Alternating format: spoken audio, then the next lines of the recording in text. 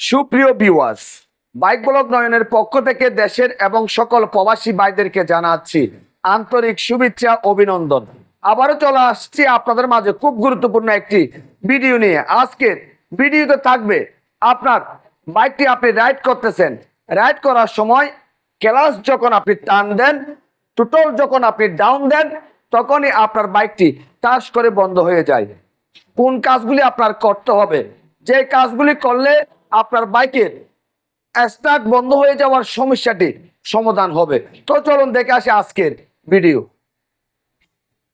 একটা bike ride করার সময় যদি বারবার বন্ধ হয়ে যায়, সেক্ষেত্রে বাইক নিয়ে আপনি বিপদে পড়বেন।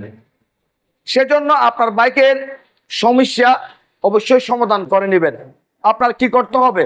সর্বপ্রথম আপনার বাইকের ক্লাচ লিভারের ফ্রি ফেলে ঠিক করতে হবে। ক্লাচ লিভারের ফ্রি ফেলে লাগবেন 2 থেকে 3 mm।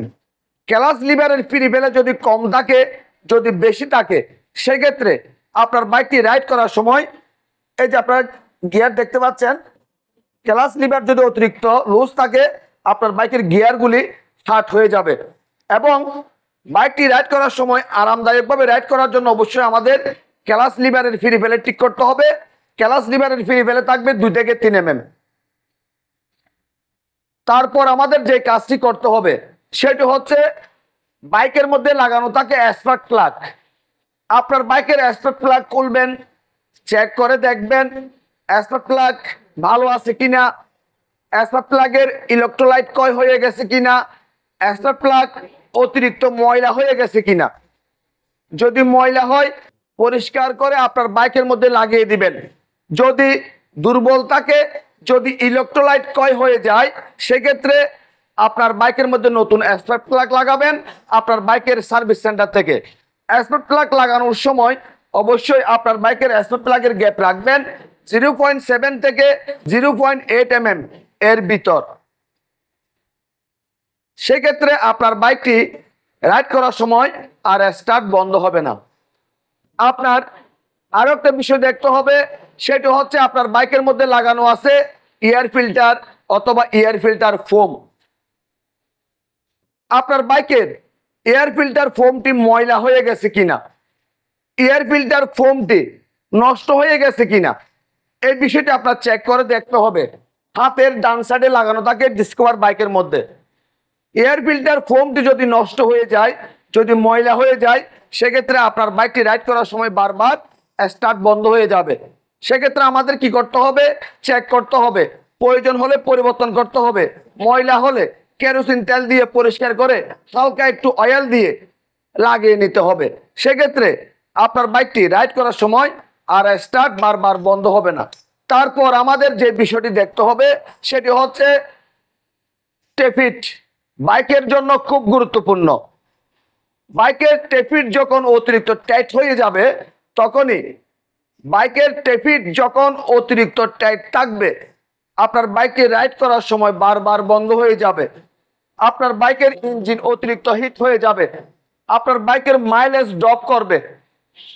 সেজন্য অবশ্যই আপনার বাইকের টেফিট সঠিক নিয়মে ফিলার গ্যাস দিয়ে অ্যাডজাস্ট করতে হবে। ইনটেক বাল্বের মাপ রাখতে হবে 0.05 mm। এক্সজস্ট বাল্বের মাপ রাখতে হবে 0.10 mm। সেক্ষেত্রে আপনার বাইকটি রাইড করার সময় আর বারবার বন্ধ হবে না। আপনার বাইকটিতে লাগানো আছে একটি কার্বোরেটর। অবশ্যই ভালো মেকানিক দিয়ে W40 দিয়ে আপনার বাইকের কার্বোরেটর ওয়াশ করে নেবেন। এবং আপনার বাইক থেকে মাইলেজ ভালো পাওয়ার জন্য, বাইকটি বারবার বন্ধ না হওয়ার জন্য আপনার বাইকের বিসিএস প্রুফ আপনি 2.5 শুরুতে রাখবেন। সেক্ষেত্রে আপনার বাইকটি আর বারবার বন্ধ হবে না।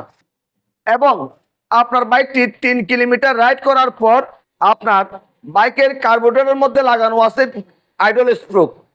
আইডল স্প্রুপ টাইট বা লুজ করে আপনার বাইকের আরপিএম আপনি 1400 ± 100 রাখবেন।